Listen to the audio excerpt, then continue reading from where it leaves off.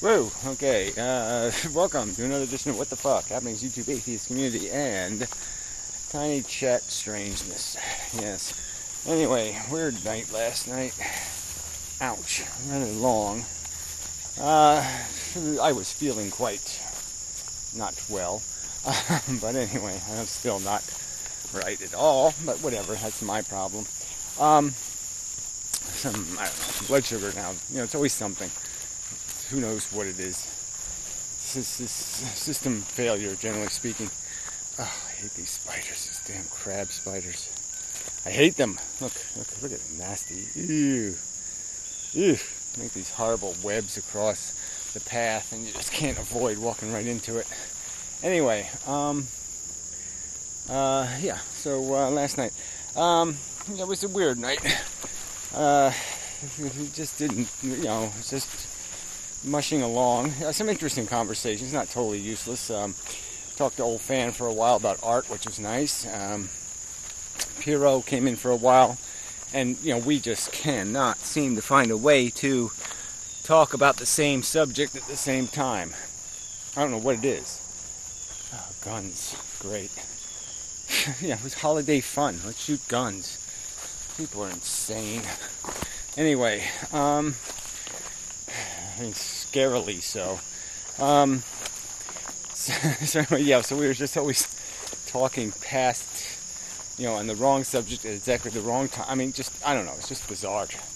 So I guess there was some value in it in the sense that we didn't agree about anything, I suppose. I don't know, we agreed there's an internet, and it'd be really cool if we could improve the internet, and that somehow we could do that without starving and dying.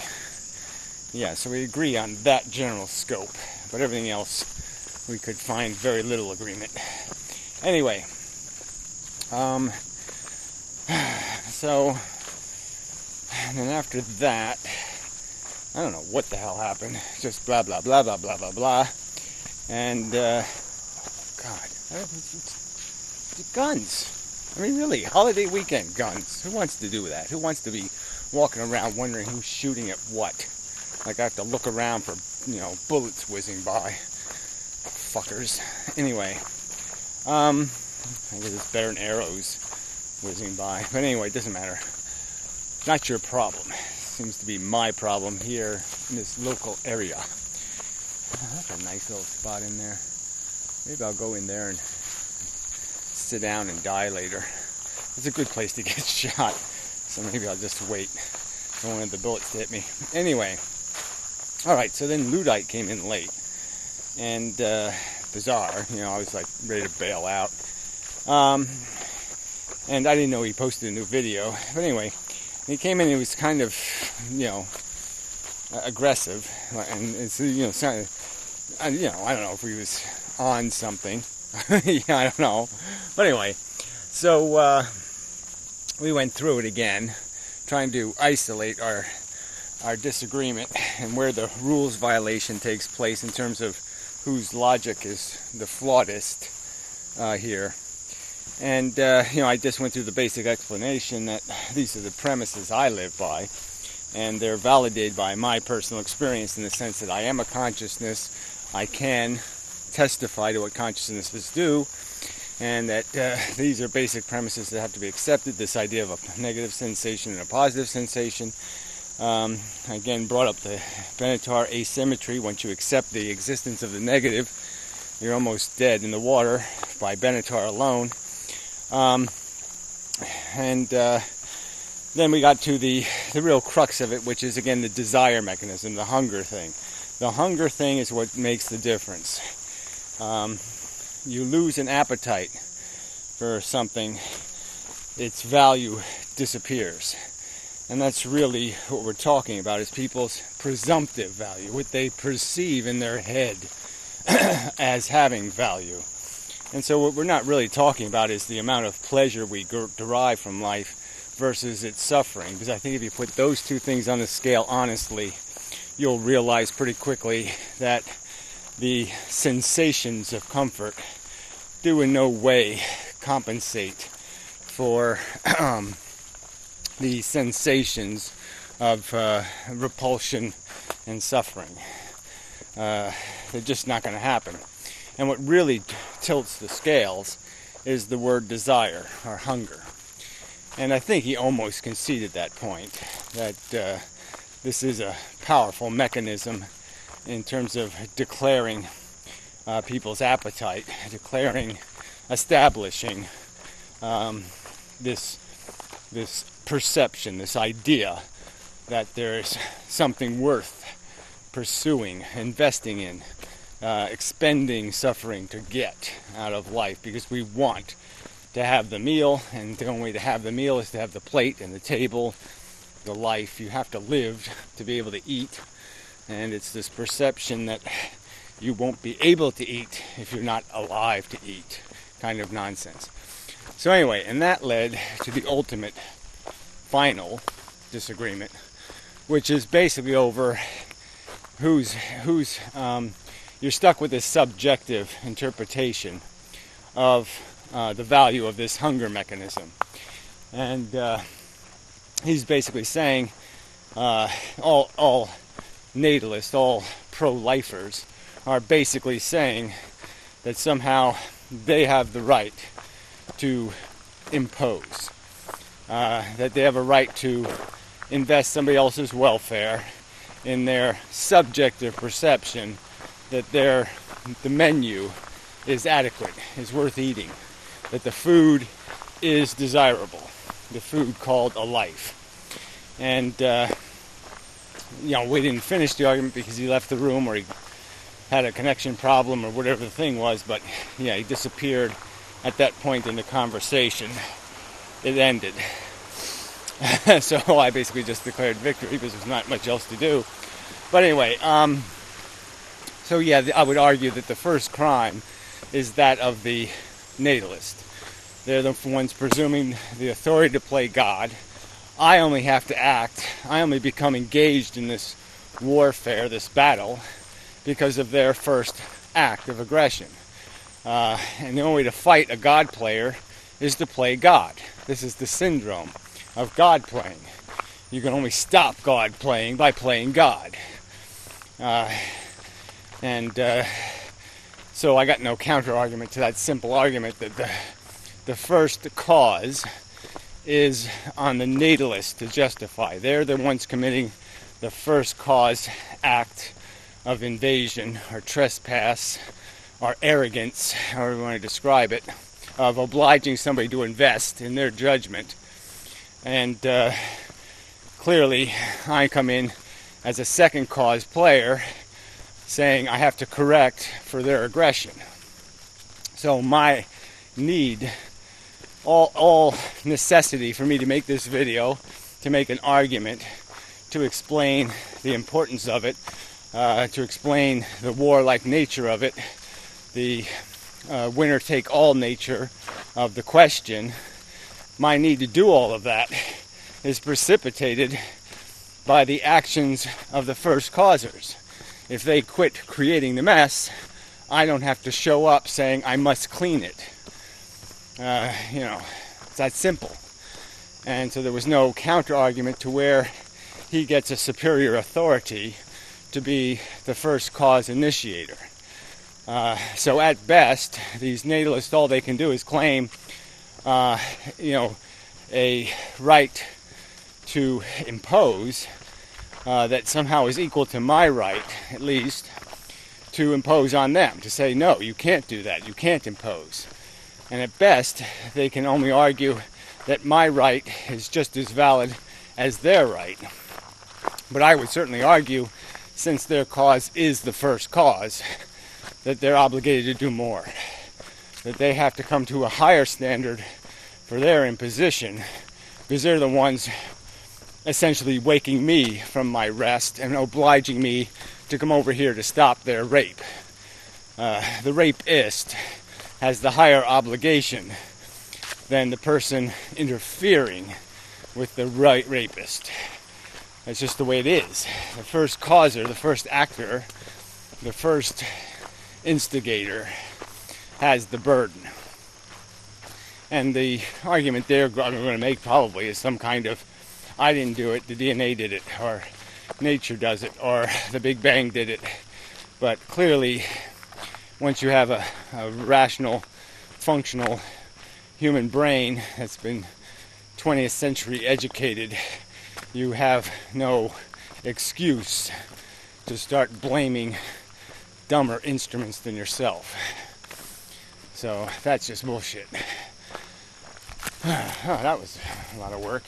Sorry, I didn't mean to make the video now, because I'll probably make a response video to his video, but his video was made, it seems obvious, before he went to Stickham, so that likely changes the meaning of it. Probably, mostly, I would bet. There's some weird ass chicks up here. I guess that's part of their exercise. They're doing exercises while they walk, I guess. Their arms are going around and up and down. And it looks quite silly. But anyway, maybe I walk slow so I don't have to embarrass them entirely. What do you think? Probably can't walk slow enough. Well, we could try to walk very slowly. Maybe I could go to the bridge. That'll slow me down. Anyway.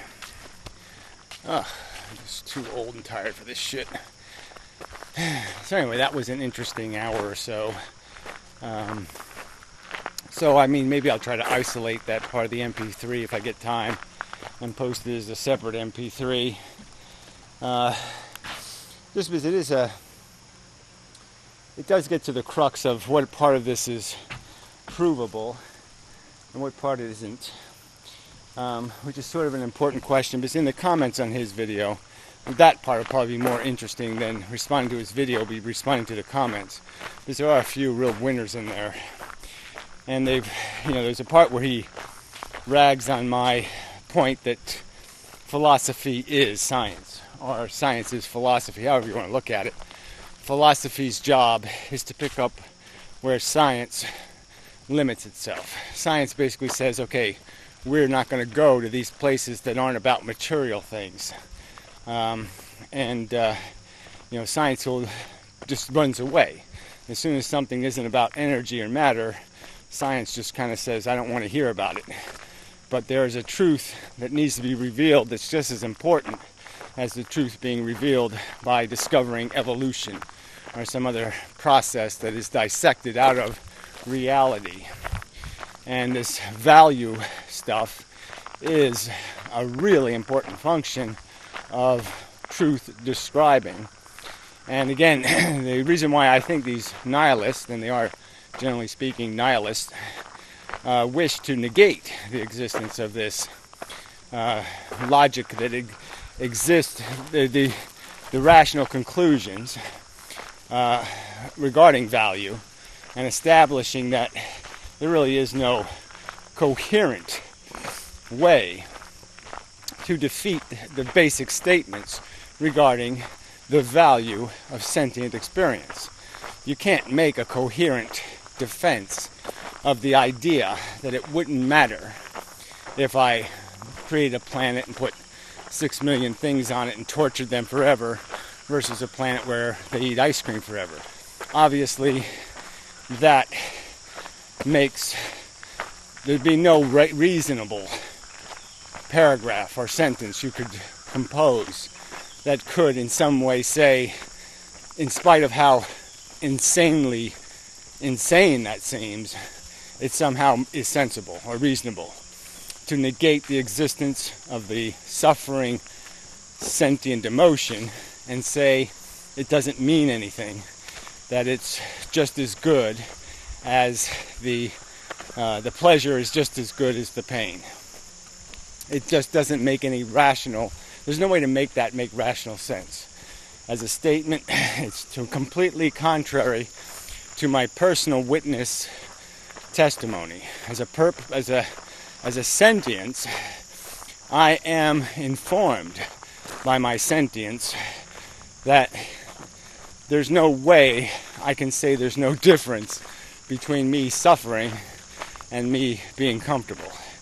The difference is glaring, obvious and substantial.